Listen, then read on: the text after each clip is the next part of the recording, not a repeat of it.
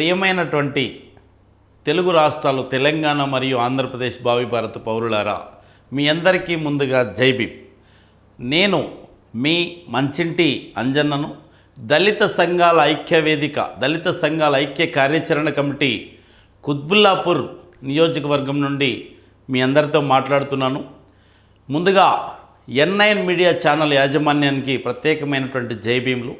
అయ్యా, నేను చెప్పేటువంటి విషయం ఏమిటంటే, భారత రాజ్యాంగాన్ని 6వ తరగతి నుంచి 10వ తరగతి వరకు ప్రత్యేకమైనటువంటి పాఠ్యాంశంగా చేర్చి ఈ రాష్ట్రంలోనూ ఈ దేశంలోనూ ఉన్నటువంటి చదువుకుంటున్నటువంటి పిల్లలందరికీ కూడా భారత రాజ్యాంగం యొక్క విలువలు గొప్పతనం తెలిసేలా పాఠ్యాంశంగా చేర్చాలని చెప్పి డిమాండ్ చేస్తున్నాం. ఈ విధంగానే గత 5-6 సంవత్సరాల నుంచి ఈ అంశం మీద మేము పోరాడుతున్నాం. ఈ క్రమంలో మేము భారత రాజ్యాంగమే మనకు రక్ష అన్నటువంటి 3 బహిరంగ సభలను జరిపాము. అవి సక్సెస్ఫుల్గా జరిగాయి. అదేవిధంగా భారత రాజ్యాంగాన్ని పాఠ్యాంశంగా చేర్చాలన్న డిమాండ్తో 1 కోటి సంతకాల సేకరణ అన్నటువంటి ప్రోగ్రాం చేస్తున్నాం. అది ఇప్పటికి దాదాపుగా 10 లక్షల సంతకాలు పైచులకు జరిగాయి. అదేవిధంగా భారత రాజ్యాంగాన్ని పాఠ్యాంశంగా చేర్చండి అన్నటువంటి డిమాండ్తోనే మరి సూరారం డాక్టర్ బాబాసాహెబ్ అంబేద్కర్ బాబు జగజ్జీవన్ రావు భవనంలో ఉన్నటువంటి మహనీయులైనటువంటి డాక్టర్ బాబాసాహెబ్ అంబేద్కర్ బాబు జగజ్జీవన్ రావు విగ్రహాలకు మరి నిత్య పూలమాల కార్యక్రమం గత 200 రోజుల నుంచి చేస్తున్నాం. కాబట్టి ఈ విధంగా పోరాటాన్ని పలు విధాలుగా మేము దశలు మార్చుకుంటూ పోరాటాన్ని చేస్తున్నాం, రాజ్యాంగబద్ధంగా చేస్తున్నాం. ఈ విషయం అంతా కూడా ప్రజలకి ఆలోచన చేయాలని చెప్పేసి కోరుతున్నాం. అదేవిధంగా మనమల్ని పరిపాలన చేస్తున్నటువంటి తెలంగాణ రాష్ట్ర ముఖ్యమంత్రి వర్యులు కాంగ్రెస్ పార్టీ శ్రీ యనుమల రేవంత్ రెడ్డి గారికి చేతులెత్తి నమస్కరిస్తున్నాం. అయ్యా, మీరు ఖచ్చితంగా భారత రాజ్యాంగాన్ని 6వ తరగతి నుంచి 10వ తరగతి వరకు ప్రత్యేకమైనటువంటి పాఠ్యాంశంగా భారత రాజ్యాంగాన్ని చేర్చాలని చెప్పి మిమ్మల్ని కోరుకుంటున్నాం. ఎందుకంటే భారత రాజ్యాంగం పట్ల అవగాహన లేకపోవడం వల్ల, భారత రాజ్యాంగంలో పొందుపరిచినటువంటి హక్కులు, విధులు, ఆదేశిక సూత్రాలపై అవగాహన లేకపోవడం వల్ల ప్రజలందరూ దారి తప్పోతున్నారు. చట్టాల పట్ల అవగాహన లేకుండా పోతున్నది. ప్రజలకు ఉండవలసినటువంటి చైతన్యం కొరవడుతున్నది. కాబట్టి ఇప్పటికైనా రేవంత్ రెడ్డి గారు, అదేవిధంగా చంద్రబాబు నాయుడు గారు, ఈ దేశాన్ని పరిపాలన చేస్తున్నటువంటి గౌరవ నరేంద్ర మోడీ గారు, మీ అందరికీ కూడా చేతులెత్తి నమస్కరిస్తున్నాం.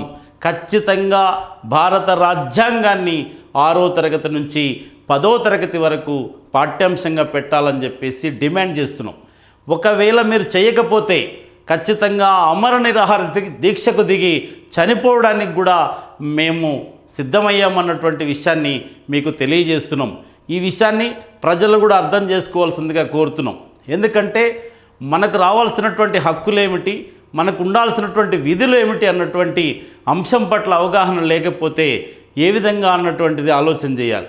కాబట్టి మనం మొన్న ఒక మనిషి అంటున్నాడు, కర్ణాటకలో ఉన్నటువంటి బీజేపీకి సంబంధించినటువంటి ఎంపీ అనంత్ హెగ్డే అయినటువంటి ఒక పెద్ద ఆయన ఏమంటున్నాడంటే, మాకు గన 400 సీట్లు ఇస్తే భారత రాజ్యాంగాన్ని తొలగిస్తాము అంటున్నారు. అదేవిధంగా మన నిజామాబాద్ ఎంపీ అరవింద్ గారు అంటున్నారు, ఆల్రెడీ భారత రాజ్యాంగాన్ని తొలగించేసాము అని చెప్పేసి అంటున్నారు. అయ్యా, భారత రాజ్యాంగము మనకు సర్వ హక్కులు ఇచ్చింది. నువ్వు చదువుకునే హక్కు ఇచ్చింది, నేను బట్టగట్టుకునే హక్కు ఇచ్చింది, భూమి దున్నుకునేటువంటి హక్కు ఇచ్చింది, సమానమైనటువంటి హక్కుతో బ్రతికే స్వేచ్ఛనిచ్చినటువంటి భారత రాజ్యాంగాన్ని మీరు ఎలా తొలగిస్తామని మరి ఆ మాటలు మాట్లాడతారు. కాబట్టి ఈ విధంగా మనం చూస్తూ ఊరుకుంటే, ఈ విధంగా మనం ఏమీ తెలియనట్టుగా మనం సైలెంట్గా ఉంటే, ఈ విధంగా వాళ్ళ కార్యక్రమాన్ని ముగించి భారత రాజ్యాంగాన్ని లేకుండా చేయాలన్నటువంటి పన్నాగంలో వాళ్ళు సక్సెస్ అవుతారు. కాబట్టి ప్రజలారా ఆలోచన చేయండి. ఖచ్చితంగా నీకు నాకు సమానమైనటువంటి హక్కును, అన్ని హక్కులను, ఆహారం తినే హక్కును, జీవించే హక్కును, చదువుకునే హక్కును, మనం మాట్లాడే హక్కును, ఇన్ని హక్కులను కల్పించినటువంటి భారత రాజ్యాంగం లేకపోతే ఎలా? ఒకవేళ నీకు నచ్చకపోతే మీరు ఒకవేళ ఈ రాజ్యాంగం మీద మీరు ప్రమాణం చేసి ఆ రాజ్యాంగాన్ని రోజుకు ఒక పేజీ చొప్పున చింపేయడం ఈ దేశ పాలకులు చేస్తున్నటువంటి దౌర్భాగ్యం. కాబట్టి ఇప్పటికైనా ఆలోచన చేయండి ప్రజలారా. వచ్చే నవంబర్ 26, వచ్చే జనవరి 26 రిపబ్లిక్ డే నాటికి రేవంత్ రెడ్డి గారు మీరు గన రాజ్యాంగాన్ని పాఠ్యాంశంగా చేర్చకపోతే ఆ రోజు మేము అమర నిరాహార దీక్షకు దిగుతామని చెప్పేసి తెలియజేస్తూ, ఈ అంశం పట్ల ప్రజలు కూడా ఆలోచన చేయాలని చెప్పేసి N9 మీడియా ద్వారా తెలుగు రాష్ట్ర ప్రజలందరికీ కూడా తెలియజేస్తూ నమస్కరిస్తున్నాను. జై భీమ్.